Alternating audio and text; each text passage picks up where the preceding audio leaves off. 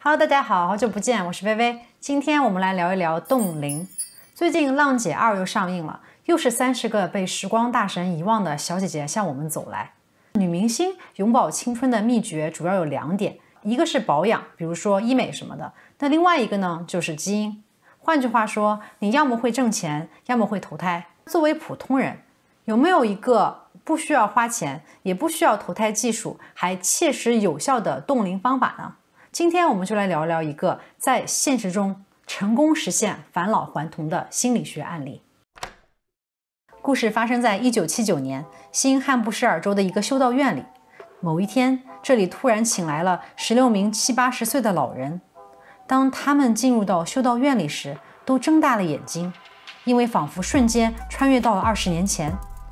原来这个修道院是哈佛大学心理学教授艾伦·朗格和学生们精心打造出的一个时空胶囊。室内的装修和布置跟1959年，也就是20年前一模一样，连书架上的书籍、唱片，桌子上随手摊开的杂志、报纸，电视里放的电影，都是1959年之前的，完完全全就像穿越回到20年前。这16名老人要在这个时空胶囊里度过1个星期的时间，看看这个环境会对他们造成什么影响。在这1个星期当中，老人们要穿上50年代的衣服，阅读59年的报纸和杂志，看50年代的电视剧和电影，每天谈论50年代的国际形势和科技进步，欣赏50年代发行的唱片。这里没有镜子，没有59年之后的照片，没有任何东西会提醒他们时光的流逝。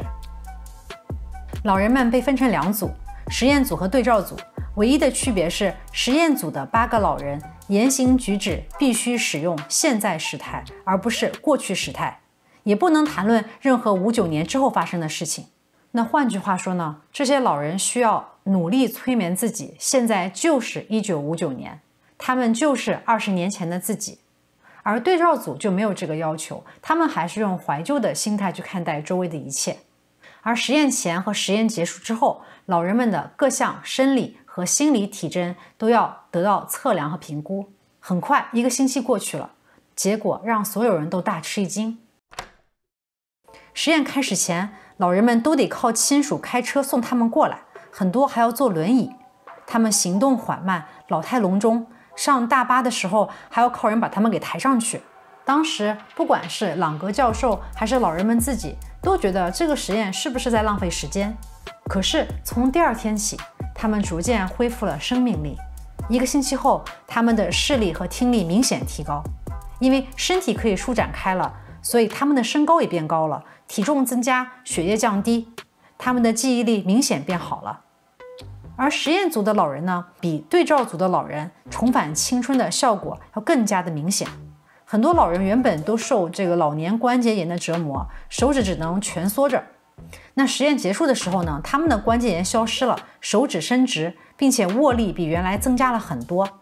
他们的关节变得灵活柔韧，行为更加敏捷，甚至还玩起了球。他们的智力测试得分也更高，心理测试显示他们的心理更年轻。每个老人在实验前和结束后都要拍1张照片，然后这些照片会拿给一些不相干的路人来评判。那所有路人都认为这些老人们在实验结束后的照片是他们年轻时候的照片。从这个结果，朗格教授提出了一个问题：衰老有多少是生理上的变化，又有多少是心理上的自我暗示呢？朗格觉得我们很多时候都活在社会公认的法则里，比如人到了40岁的时候就会开始老花，比如慢性病是治不好的，只能控制，比如说人到了多少岁就开始变得衰老，而且这个过程是不可逆的。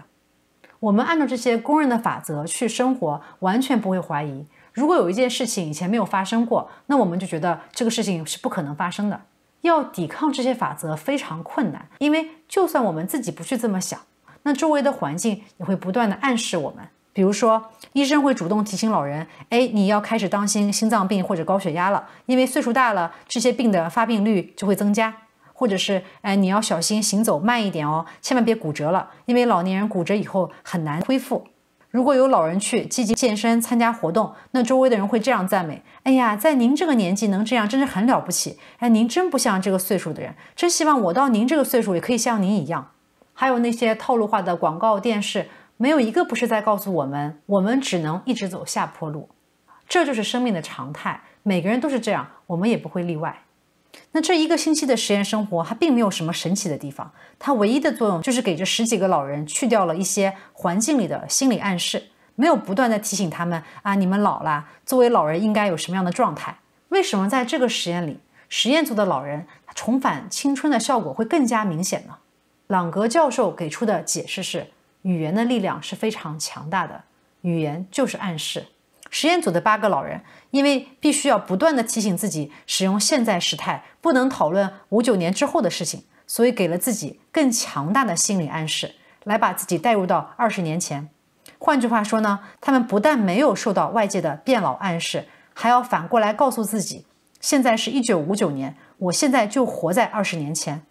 在这种持续的自我暗示下，他们的身体就像语言里说的那样，也真的开始向20年前靠拢，做到了常识和医学上认为不可能发生的事情。那反过来，如果我给我自己一个负面的心理暗示，那会怎么样呢？朗格教授在2013年做了另外一个实验，他把一些健康的人带到一个特殊的环境里面，给他们看一段录像，录像里面都是那些不断打喷嚏、擦鼻涕的病人，那桌子上摆着用来擦鼻涕的纸巾。同样，参与者分成对照组和实验组。实验组的人呢，要假装做出感冒的样子，而对照组则不需要。那自始至终，这些人都知道自己很健康，实验环境也很卫生。但是实验结束之后，有将近1半的实验组出现了感冒的症状，开始真的打喷嚏、咳嗽、流鼻涕，而且他们的血液检查也真的发现了感冒的生理特征。这就是负面的心理暗示的威力。那这个返老还童的实验在发表之后呢，一直有不断受到争议，因为这个实验它并不是一个严格的发生在实验室里的一个实验，它有很多不可控制的因素在里面，而且因为成本太高很复杂，所以朗格教授也一直没有再重复做过这个实验。但是它的意义是非常巨大的，我们的心理到底可以影响身体到什么地步？衰老真的是不可逆的吗？当我们开始有意识地怀疑那些被当作是常识的观念的时候，当我们不再把衰老看作是某个阶段的必然结果之后，我们会拥抱什么样的可能呢？好了，以上就是今天的内容，希望大家喜欢，也欢迎大家的一键3连，我们下次再见。